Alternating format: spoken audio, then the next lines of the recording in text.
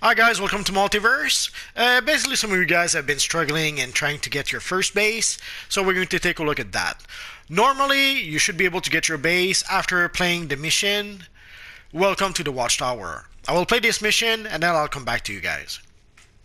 I'm sure we'll be talking again soon. Oracle out.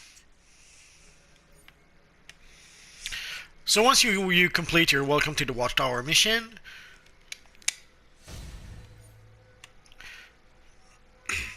usually you are given another mission which is called Research and Development. So I will do that mission and I will get back to you guys in just a second.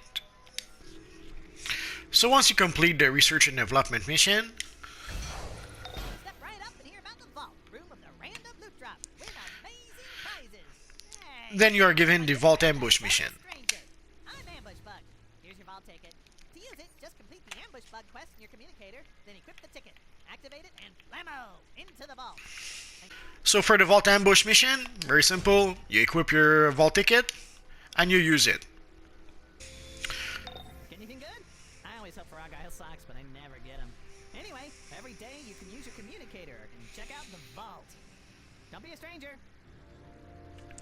So once you complete the Vault Ambush mission, then you get access to the mission called Home is where your base is. And you can see two of the rewards you will get is the Gothic Lair and the DCUO Lair. So let's consume it. And if you've purchased a whole bunch of lairs like I did, this is the point where you can go to the Redeem tab and where you can get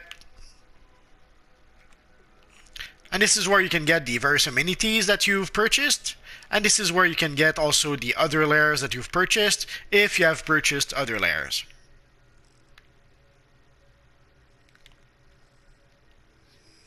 For today, it doesn't really matter. We're just going to use the Gothic Lair or the DCUO Lair. I'm not sure yet. Good. Now that you have a theme for your base, you need to get a deed. These are used to actually grant base ownership and to select a location for the entrance. So as Oracle said, we need a deed. So basically some of you guys also asked, how can we get multiple lairs? It's pretty simple. As you can see, we need a deed to be able to get our first lair. So let's consume that.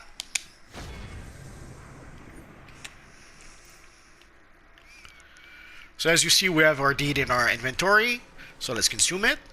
When we consume the deed, it will ask us which layer we want to use. In this case, we have the choice between Gothic and DCUO.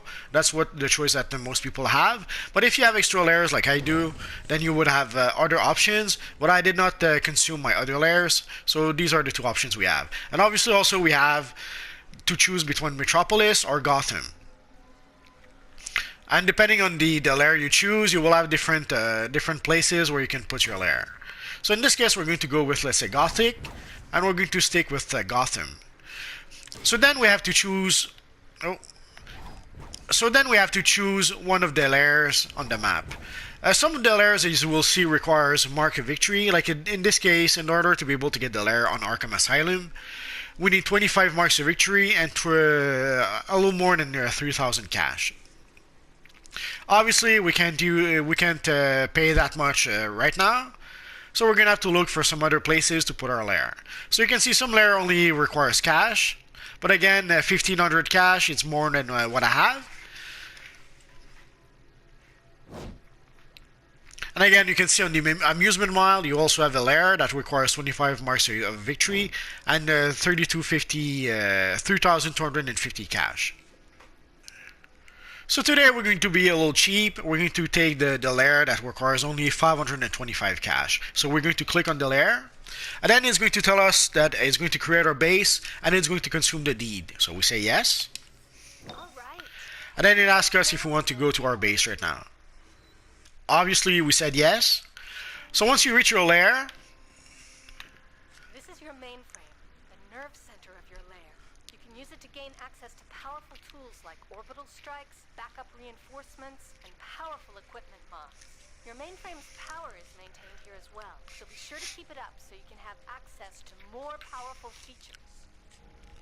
This is your dispenser, where you'll retrieve the items that you've selected in the mainframe, such as communicators for your backup and orbital strikes. Finally, this is your base's control panel. It's used to enter decoration mode, alter some of the colors of your base, and for other utility purposes. So once Oracle is done talking, then we can click again Home Sweet Home. And we're going to get our first 3 base items. So let's consume the table, let's consume the dinner clock, and let's consume the lamp. Now that you've added the base items to your base inventory, use the control panel to enter decorator mode. So once we do that, Oracle wants us to place our items. So we're going to decorator mode. Decorator mode, you can place your items as Let's put a the clock appropriate here. colors. While most base items are cosmetic, there are amenities you can acquire that have very specific functions like bank, mail, and broker access. However, amenities can only be placed at specific markers. Once you've filled up enough markers, you will unlock free placement mode and be able to place base items almost anywhere. So, that about wraps it up. I'm sure you'll uncover even more interesting things about your base. Good luck. And don't forget to try placing those items. Oracle out. So basically what Oracle told us is that at first we have to put our items within those little circles of light here. And there are amenities like mailboxes, a crafting table, broker, all that good stuff. At first we have to put those into the pink circles here. So sadly, we're limited in where we can place our amenities, like the teleporter, the bank, all that good stuff. We have to put them within the pink circles. And right now, we can have 10 amenities in our base. So we can see amenities placed 0 out of 10. I did not place any just yet. And in order to be able to place items anywhere else but within those little circles, you have to unlock free placement mode. Basically, once we're going to have 20 items put in our base, it's going to unlock free placement modes, and when it does, we're going to be able to put items pretty much anywhere we want in our base. But right now, we're limited to being able to put the items within those circles until we unlock free placement mode. So now we have to complete our mission where we placed our base items. And then we should have a new mission for our armory. So let's complete that. So basically we're getting our first free armory. The first armory is for free, but then if we wanted to have any more armories, we have to purchase our other armories. So let's go here, enter decoration mode again. And then we can place our free armory.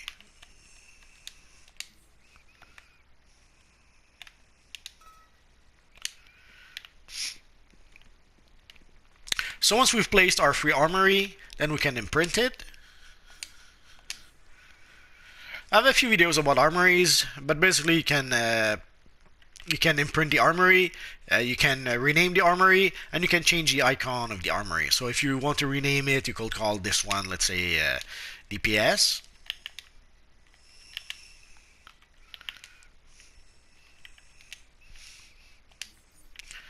And for the icon, let's put the DPS icon there. So now when we look at our, when we do L2 and R2, we're going to have access to our armory, but right now we only have the one. And once we do that, then we have to go to our generator. And we just need to click on our generator. Basically, the generator is where we would select, if we had multiple armories, this is where we would select which armories we want to have equipped. And also we could decide to, let's say, put our DPS here, or here, anywhere we want. So once we've done that, we should be able to complete the mission, lock and load.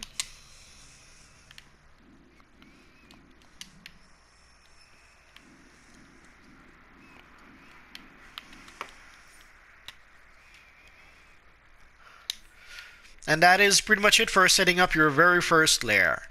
Then afterwards, if you want to have additional lair, Well, first, if you want to have additional armories, sadly, there's no miracle. You have to go to the marketplace and you have to purchase additional armory. If you purchase one, it's basically $5. If you purchase four, it's $17. And if you purchase eight, it's $27. And as you can see, I've purchased pretty much every layer we have right now. And if you want to have a second layer, basically what you have to do, you have to purchase a deed. You can see it's about $2.50. So you purchase a deed and then you use your deed to create to have a second base. You can have up to 4 bases with a single character. And for the armories, it used to be that you could have 4 armories per base, and you could have a total of 16 armories. So you could have 4 armories per base, and if you had 4 bases, you could have 16 armories. But nowadays, you can have all 16 armories within one base if you like. So I could have only this one base, and then I could purchase 15 more armories for a total of 16.